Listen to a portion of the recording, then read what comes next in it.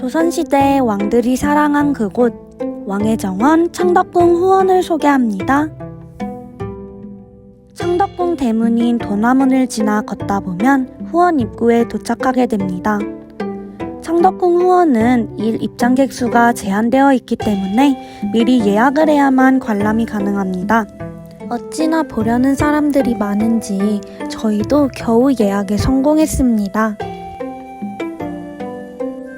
한적한 돌담길을 따라 왕들의 정원으로 들어가 볼까요? 보기만 해도 마음이 편안해지는 돌담길입니다.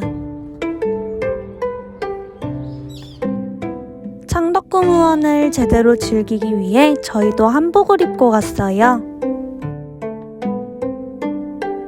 창덕궁 후원에서 처음 마주할 수 있는 곳은 부용지와 주암루입니다.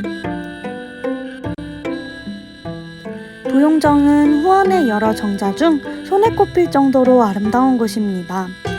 날씬하게 솟은 지붕처마 끝이 연꽃을 닮은 듯합니다. 두 연못에 발을 담근 채 이곳에 머물다 보면 그 시절 아름다운 경치와 함께 휴식을 취하던 왕이 된 듯한 기분을 느낄 수 있습니다. 사각형 모양인 부용지 연못 안에는 작고 동그란 섬이 하나 있습니다. 이 모습은 하늘은 둥글고 땅은 네모나다고 생각한 옛 사람들의 우주관을 나타내고 있습니다. 엽전의 둥근 모양 가운데 네모난 구멍이 뚫려 있는 것 역시 똑같은 이유입니다. 부용지와 주암루에서는 해시계도 실물로 만나볼 수 있습니다. 이곳은 영화당입니다. 이곳에서 정조가 과거 시험을 주관하기도 했었죠. 경사가 있을 때는 낚시를 하거나 활쏘기 대회를 여는 등 연회를 베풀기도 했습니다. 영화당은 창덕궁 내에 유일하게 들어가 볼 수 있는 곳이니 잠시 머물러 있는 것도 좋을 듯합니다. 저희도 잠시 앉아 경치를 만끽해봤어요. 지붕이 정말 아름답고 정교하게 수놓아져 있습니다. 뒤로 보이는 2층 건물은 주함루입니다. 우주의 이치를 모은다 라는 뜻의 주함루는 학자들이 책을 읽고 토론을 하는 등 학술적 용도로 사용되었습니다. 이 건물의 1층이 바로 조선시대 수만 권의 책이 보관되었던 규장각인데요. 현재 모든 도서는 서울대 규장각 연구원으로 옮겨 보관되어 있습니다. 주함루로 들어가는 문은 총 3개가 있는데요. 두 기둥 위로 화려한 단청이 놓여있는 어수문은 주함루에 오르는 왕의 전용 출입문이었습니다. 그 옆에 조그만 문은 신하들이 드나드는 출입문이었죠. 주함루 일대를 지나 조금 떨어진 곳에서 애련지를 만나볼 수 있습니다. 연꽃이 피는 연못이라는 애련지는 창덕궁의 유일한 석조문인 불로문을 통해 드나들 수 있습니다. 왕의 무병장수를 기원하며 지어진 불로문을 지나면 아름다운 애련지가 보입니다. 애련지는 연꽃이 피는 연못이라는 뜻을 가지고 있습니다. 이 이름은 숙종이 직접 지은 이름이라고 하는데요. 붕당 정치를 타개하고 환국이라는 카드를 꺼내들었던 숙종의 무서움도 이 아름다운 애련정의 연꽃 앞에 서면 사르르 녹아내렸을 듯합니다. 다음은 존덕정 일원입니다. 창덕궁 후원은 자연지형을 그대로 살려 건축했기 때문에 더욱 아름다운 풍경을 엿볼 수 있는데요. 존덕정 정자들은 마치 자연과 하나가 된 것처럼 어우러져 있습니다. 가장 높게 위치한 곳은 승제정인데요. 3호 지붕을 덮은 날씬한 정자입니다.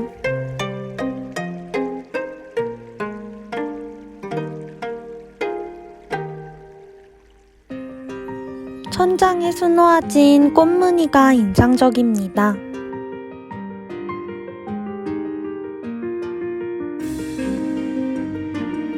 그 마주보는 곳에는 관람정이 있습니다.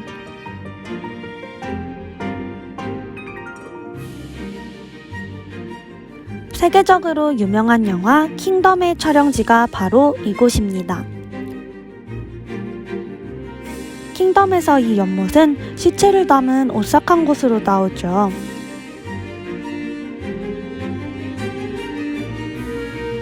관람정은 우리나라에서 유일하게 부채꼴 모양을 한 정자입니다. 건물 부재들이 곡선을 띠고 있어 더욱 아름답게 느껴지죠.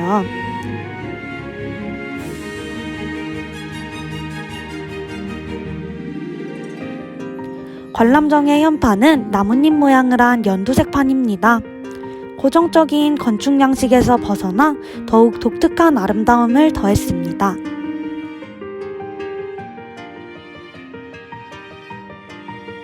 그 뒤로 더 아름다운 정자들이 늘어져 있는데요. 이곳 존덕정은 후원의 정자 중 가장 화려한 매력을 가지고 있습니다. 덕성을 높인다는 뜻의 존덕정은 단청을 겹쳐 쌓은 겹지붕 밑으로 천장에 청룡과 황룡을 그려 왕의 위엄을 나타냈습니다. 만천명월 주인홍이라는 임금의 말을 따르는 것이 우주의 이치라는 강렬한 메시지를 담은 정조의 교시가 걸려있기도 했던 곳입니다. 이외에도 존덕정 일원에서는 다양한 예쁜 건축물들을 만나볼 수 있습니다. 존덕정을 지나 오르막을 오르다 보면 옥류천 일원이 보입니다. 옥류천 일원에서는 돌을 활용한 조형이 돋보입니다. 그곳엔 눈에 띄는 정자 하나가 있는데요. 지붕이 초가지붕으로 된 청희정입니다. 청희정 앞자락에는 자그마한 논이 있는데요. 백성들의 농사를 장려하기 위해 왕이 친히 농사짓는 시범을 보인 곳입니다. 지붕에 쓰이는 볏짚도 임금이 직접 심은 벼로이었다니 정말 놀랍죠. 현재는 청희정 하나만 남았지만 당시에는 이러한 정자가 여럿 있었다고 합니다. 그 옆으로는 옥류천이 흐르고 있습니다. 물 흐르는 소리와 수려한 장관이 어우러진 곳은 특히 왕들이 즐겨 찾았던 곳이기도 합니다. 왕들의 총애를 받았던 흔적이 아직까지 이곳에 남아있는데요. 소요함에는 인조가 직접 쓴 옥류천이라는 글씨를 비롯하여 숙종이 지은 시조가 새겨져 있습니다. 이 소요함이 잘 보이는 곳에 위치한 소요정에서 왕들이 휴식을 취했다고 하는데요. 수로를 굴곡지게 하여 흐르는 물 위에 술잔을 띄우고 술잔이 가기 전 시 한 수를 읊는 놀이를 즐겼던 곳이라고 합니다. 마치 저희가 술게임 하듯이 왕들도 놀이를 즐겼나봐요. 단청 없는 소박한 건물 의두 앞과 이름 모를 적색의 건물을 지나서 창덕궁 의원의 마지막 목적지인 연경당으로 같이 가볼까요?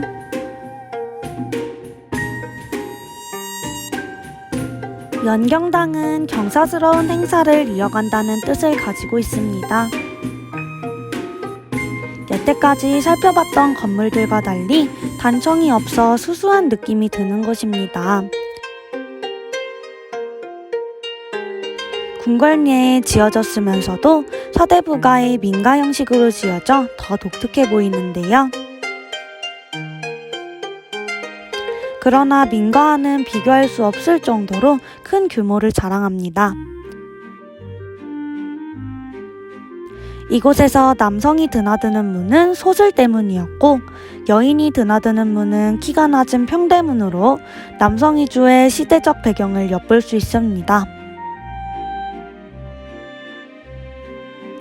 경사를 지내느라 수많은 인파로 시끌벅적했을 연경당.